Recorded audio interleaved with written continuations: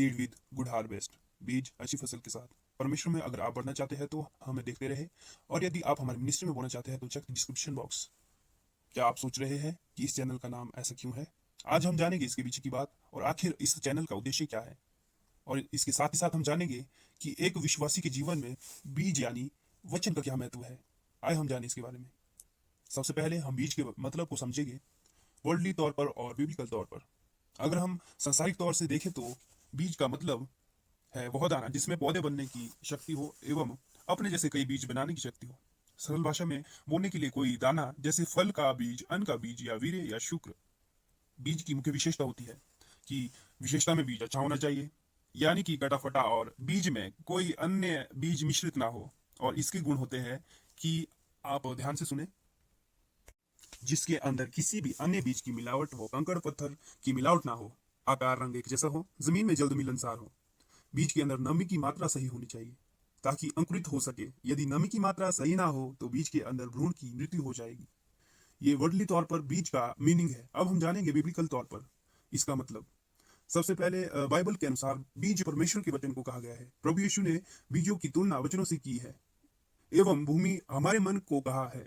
और इस बीज की विशेषता भी वैसी है, ये बीज भी कटा फटा यानी आधा अधूरा नहीं होना चाहिए और ना ही किसी और बीज के साथ मिश्रित होना चाहिए, यानी अन्य विश्वासों और सांसारिक बातों से हाँ भूमि पर मिलनसार होना चाहिए।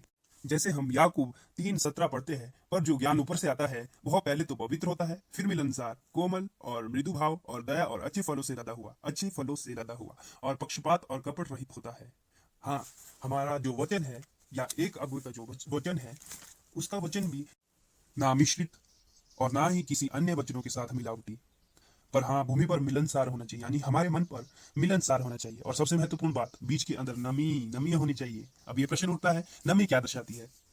नमी हमारी प्रार्थनाओं को, उपवास को और आज्ञा मानने को दर्शाती है। 10 कुंवारियों के दृष्टांत में इसे तेल के रूप में दर्शाया गया है।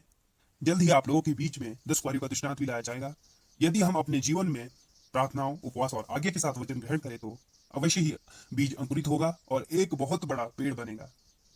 आइए कुछ दृष्टांतों को देखें जो बीजों के रूप में बाइबल में हमें मिलते हैं।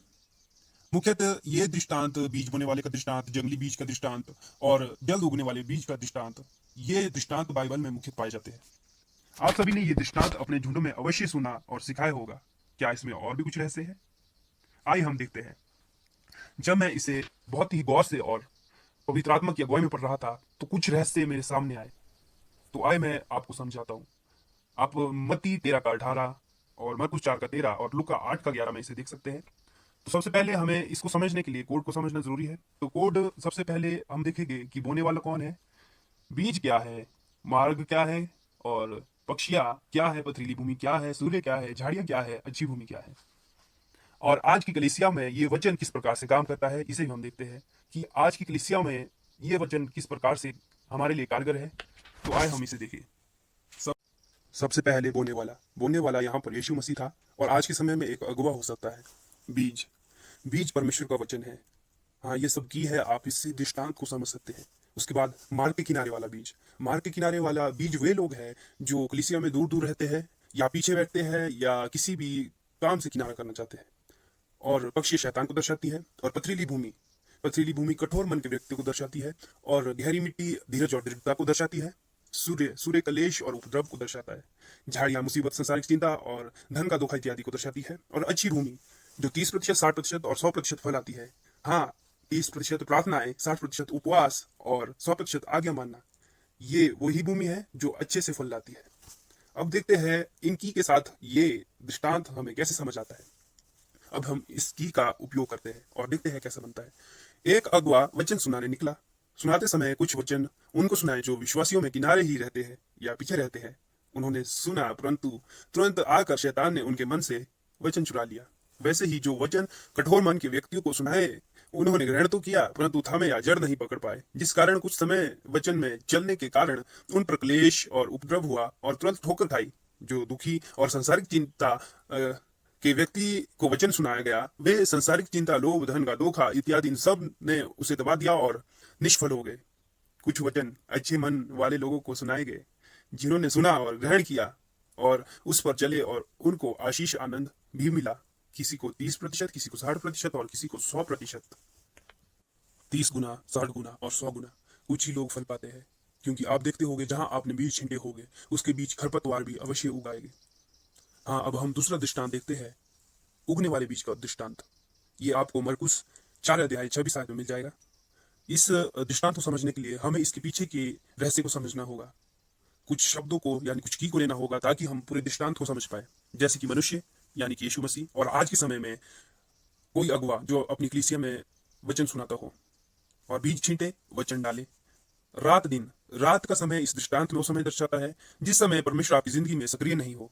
यानी कि जब आप ये सोच रहे हो, हे परमेश्वर तू कहाँ गया, तू कहाँ है।